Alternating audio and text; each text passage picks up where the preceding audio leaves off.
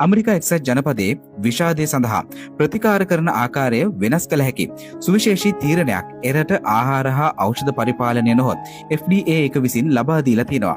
ඒ නිවසේදීම භාවිතා කළ හැකි ඖෂධ රහිත පළමු මොළ උත්තේජන හෙඩ්සෙට් එකක්.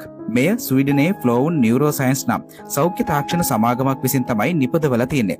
මේ හෙඩ්සෙට් එක මගින් මනෝභාවය පාලනය කරන මොළයේ කොටසක් වන ඩෝසෝ ලැටරල් ප්‍රීෆොන්ටල් කෝටෙක්ස් වෙත මෘදු විද්‍යුත් ධාරාවක් යවනවා. මෙය ට්‍රාන්ස්ක්‍රේනිකල් ඩිරෙක්ට් කරන්ට් උත්තේජනය ලෙසයි හැඳින්වෙන්නේ. දැනට මෙම ප්‍රතිකාරය රෝගීන් සති 12ක කාලසටහනකට අනුව සැසිවාර 30ක් පුරා ප්‍රතිකාර දෙනවා.